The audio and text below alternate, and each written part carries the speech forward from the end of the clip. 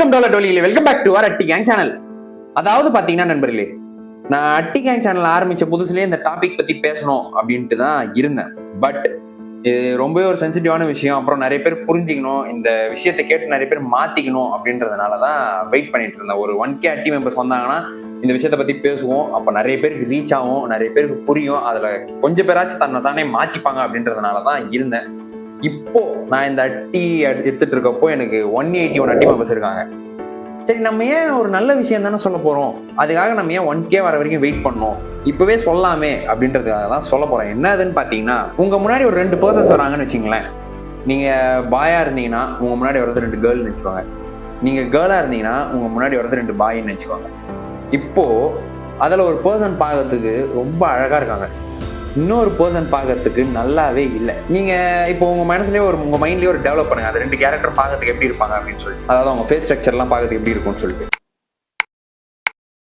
நான் இப்போ எல்லாரையும் நான் இந்த இடத்துல குறை சொல்ல விரும்பல, பட் மோஸ்ட் ஆஃப் தெம் நான் சொன்ன அழகா இருக்க பர்சன் வெள்ளையாகவும், நல்லாவே இல்லை கொஞ்சம் மோசமா இருக்காங்க அப்படின்னு சொன்ன பர்சன் கருப்பாவும் தான் இருக்கிற மாதிரி திங்க் பண்ணி பார்த்துருப்பீங்க. நம்ம ஏன் எப்போ இந்த அழகுனாலே வெள்ளை, அழகு இல்லை அப்படின்னு சொன்னாலே கருப்பு அப்படின்ற மாதிரி ஒரு மைண்ட் தாட்டுக்குள்ள இருக்கும். இது நம்ம எந்த மாதிரியான ஒரு மைண்ட் ட்ராப்குள்ள இருக்கும் அப்படின்றது உங்களுக்கு தெரியுதுங்களா?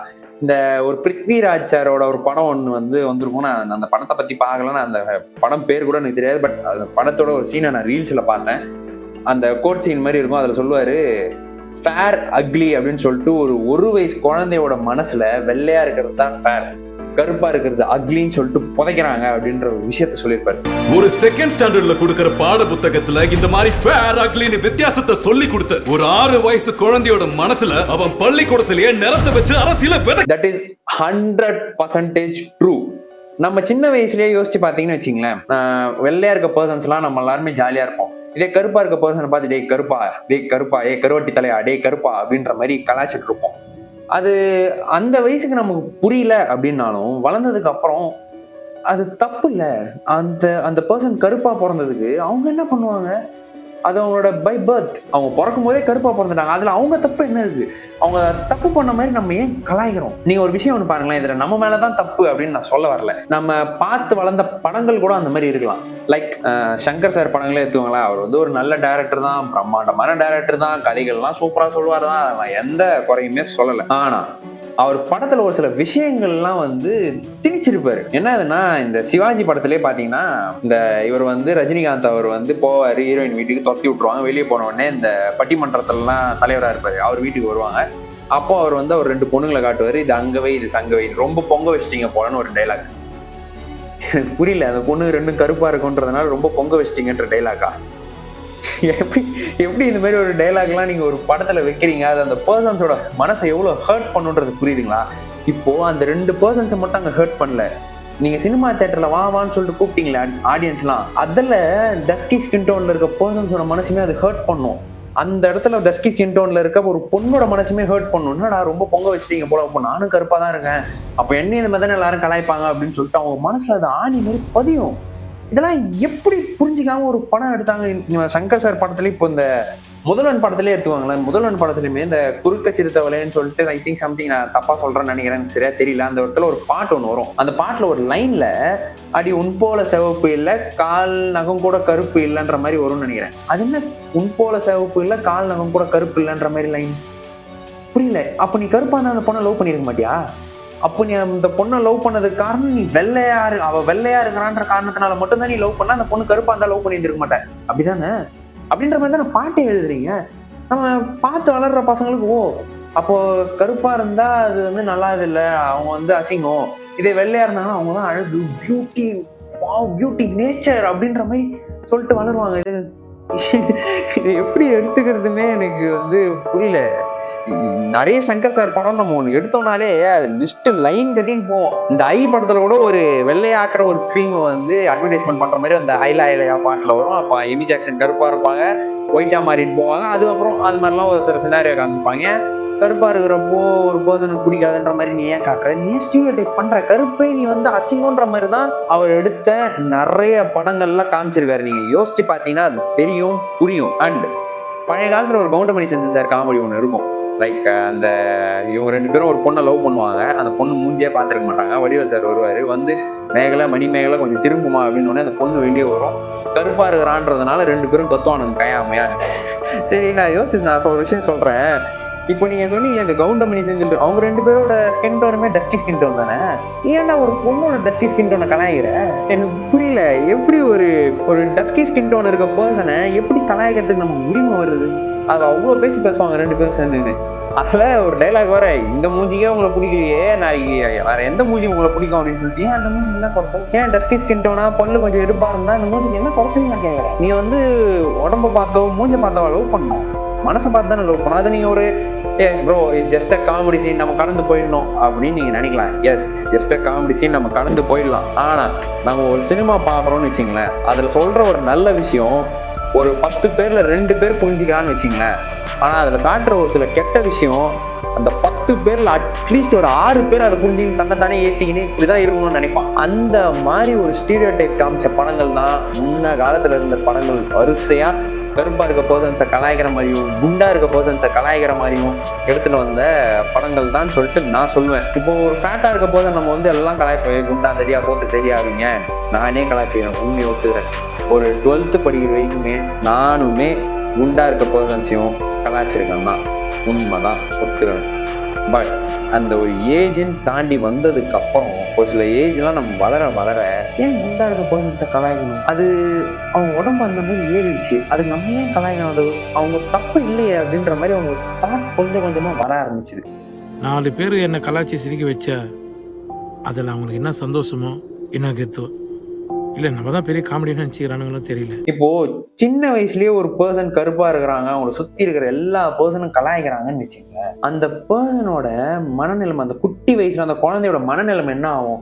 பயங்கரமான இன்ஃபீரியாரிட்டி காம்ப்ளெக்ஸ் வரும். அது ஒரு இடி மாதிரி ஒரு ட்ராமாக்குள்ளதான் போவோம் அந்த குழந்தைங்க. அப்படி மென்டல் ட்ராமாக்குள்ள போறதுனால அந்த குழந்தைங்களோட மனசு எப்படி இருக்கும்? வளர அவங்களுக்குள்ள இன்ஃபீரியாரிட்டி காம்ப்ளெக்ஸ் வளர்ந்துகிட்டே தான் வரும். 4 இடத்துக்கு போக மாட்டாங்க, ஒரு ஃபங்க்ஷனுக்கு போக மாட்டாங்க, ஃபங்க்ஷன் போனாலும் போய் இன்னும் போட்டோ எடுக்க மாட்டாங்க, போட்டோ எடுத்தாலும் நம்மளை கலாய்ச்சிருவாங்களோ அப்படின்ட்டு பயப்படுவாங்க. இன்னும் ஏன் ரிலேட்டிவ்ஸே நிறைய பேசுவாங்க, நிறைய இந்த எப்படிப்பா அவனுங்கெல்லாம் பொண்ணு பார்க்கறது, எப்படிப்பா அவனுங்கெல்லாம் மாப்பிள்ளை பார்க்கறது, அப்புறம் அதே மாதிரி மாப்பிள்ளை பொண்ணு கட்சி கல்யாணமே பண்ணாலும் இந்த கருங்கோட்டையனுக்கு இப்படி ஒரு பொண்ணா, இந்த கருங்கோட்டையனுக்கு இப்படி ஒரு பையனா அப்படின்ற மாதிரிலாம் பேச்சு வரும். அதனாலேயே அவங்களுக்கு அவ்வளோ ஒரு மென்டல் ட்ராமாக்குள்ள போகும். நான் கேட்குறேன், நீங்க அந்த மாதிரி பேசுறதுக்கு நீங்க யாரு? ஒரு பிளாக் பர்சனை நீங்க கலாய்க்கிறீங்க அப்படின்னா அது என்னத்த சொல்றது, எப்படி பேசுறது? உங்களோட மனநிலைமை அவ்வளவுதான். மாற வேண்டியது, மாத்திக்க வேண்டியது அந்த பர்சன் இல்லை, நீங்க தான். அவங்க பிளாக்கா பிறந்ததுக்கு காரணம் அவங்க இல்லை, அவங்க எந்த தப்புமே பண்ணல, புரியுதுங்களா? அவங்க தப்பே பண்ணாம அவங்கள சுத்தி இருக்கிற எல்லாரும் கலாச்சி நம்ம தப்பு பண்றவங்க தான் போலன்னு சொல்லிட்டு அவங்க மனசுலயே ஒரு விதைய விதைக்கிறோம் நம்ம எல்லாரும் சேர்ந்து. ஸோ நம்ம மாத்திக்கணும், நம்மளை நம்ம தான் மாத்தணும். ஸோ எல்லாருமே ஹியூமன் பீயிங் தான். வெள்ளையோ கருப்போ மாநிறமோ குண்டோ ஒல்லியோ எல்லாருமே மனிதர்கள் தான், எல்லாருமே ஹியூமன் பீயிங் தான், எல்லாருமே சக ஹியூமன் பீயிங் தான். நம்ம அவங்க கூட ஃப்ரெண்ட்ஷிப்பா பழகணும், ஜாலியா பழகணும். தப்பு பண்ணவன் தான், நல்லது பண்றவன் தான். தப்பு பண்றவனை விட்டுட்டு நல்லது பண்றவன் எதுவா இருந்தாலும், அவன் எந்த நிறமா இருந்தாலும், எந்த குண்டோ உள்ளி எப்படி இருந்தாலும் அவங்ககிட்ட நம்ம பேசணும், ஜாலியா இருக்கணும். ஸோ எண்ட் ஆஃப் த கருத்து, we all are humans. Human பீயிங்ன்ற அந்த ஒரு பார்வையில பாருங்க. பாடி ஷேமிங் பண்றதோ இல்லை ஒரு பர்சன் கருப்பா இருக்கான்றதுனால கலாய்க்கிறதோ அது ஒண்ணுமே சொல்ல முடியாது. ஏன் வடிவேல் சார் காமெடியிலேயே ஒரு காமெடியில் வெள்ளையா இருக்கிறவன் பொய் சொல்ல மாட்டானா அப்படின்ற மாதிரி.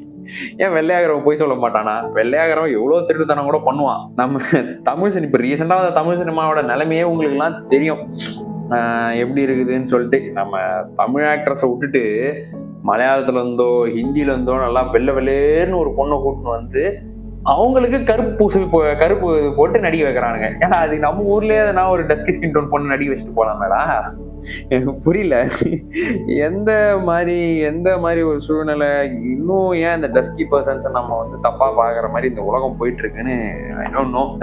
நான் சொன்னா மட்டும் இங்க எல்லாரும் தெரிஞ்சிட போறாங்களா, நான் சொன்னா மட்டும் இங்க எல்லாம் மாறிட போதான்னு கேட்டீங்கன்னா எனக்கு தெரியல. பட் என் மனசுல இருக்கிற இந்த விஷயம் ரொம்ப நாளாவே உறுத்திட்டு இருந்துச்சு. ஏன் நம்ம பிளாக் பர்சன்ஸை கலாய்க்கிறோம், ஏன் குண்டா இருக்க பர்சன்ஸை கலாய்க்கிறோம், ஏன் ஒல்லியா இருக்க பர்சன்ஸை கலாய்க்கணும்? நம்ம எல்லாருமே ஹியூமன் பீயிங் தானே. நம்ம கலாச்சி ஜாலியா கிண்டல் பண்ணி பேசுறது வேற. பட் அந்த ஸ்கின் டோனை வச்சோ இல்லை அவங்களோட பாடியில் இருக்க ஏதோ ஒரு குறைபாடுகளை வச்சு நம்ம கிண்டல் பண்ணுறதுன்றது it's very very very very very very very very very bad. அதை ஒன்றும் சொல்ல முடியாது. It's very very bad. மாறணும்னு நினைக்கிறவங்க தன்னைத்தானே கொஞ்சம் கொஞ்சமாக மாற்றிக்கோங்க. அந்த மாதிரி சொல்லாதீங்க. ஏன்னா எதிரில் இருக்க பர்சனுக்கு அது ரொம்பவே ஹர்ட் ஆகும். அப்படி ஹர்ட் ஆச்சுன்னா அந்த மாதிரி அது ஒரு மென்டல் ட்ராமாக்குள்ளே போவாங்க. அதான் எண்ட் ஆஃப் த கருத்து. We all are human being. இதுக்கு முன்னாடி ஒரு தடவை எண்ட் ஆஃப் த கருத்து சொல்லிட்டேன், பட் மறுபடியும் சொல்கிறேன். எண்ட் ஆஃப் த கருத்து we all are human being. சக ஹியூமன் பீயிங்காக பாருங்கள், அவங்க கூட ஜாலியாக இருங்க. அவ்வளோதான். சாரி, நான் கொஞ்சம் எமோஷனல் ஆயிட்டேன். ஸோ அவ்வளோதான் நண்பர்களே. இன்னைக்கு கொஞ்சம் ஏதோ எமோஷனாக சீரியஸாக பேசிட்டேன் அப்படின்னு நினைக்கிறேன். அதுக்கான காரணம் என்னன்னா, ஹியூமன் பீயிங்காக பார்க்கணும் அப்படின்றதுனால தான். நான் சொல்ல வந்த விஷயம் நிறைய பேருக்கு தப்பாக கன்வே ஆகிருக்கலாம். ஏன் நான் கூட ரொம்ப ஒரு மாதிரி வளன்னு பேசி சொன்னதே திருப்பி கூட சொல்லியிருக்கலாம். பட் என் மனசில் தோணுன விஷயங்கள் அப்படியே சொல்லிட்டேன். அவ்வளோதான். ஹியூமன் பீயிங்காக பாருங்கள். We all are human beings. So அடுத்த அட்டகாசமான அட்டியை போடுற வரைக்கும் உங்ககிட்ட இருந்து விடை பெறுகிறேன்.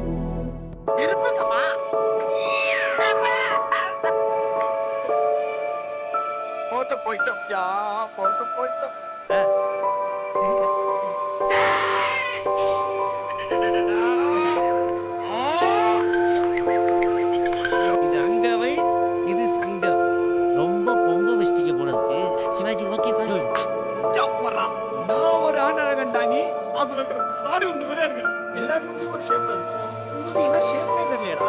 இந்த போட்டோ எடுத்ததுல அந்த ஃப்ரெண்ட்ல கரிகிச்சு மச்சான். 4 பேர் என்னை கலாச்சி சிரிக்க வச்சா அதில் அவங்களுக்கு என்ன சந்தோஷமோ என்ன கெத்து இல்லை நம்ம தான் பெரிய காமெடி நினச்சிக்கிறாங்கன்னு தெரியும்.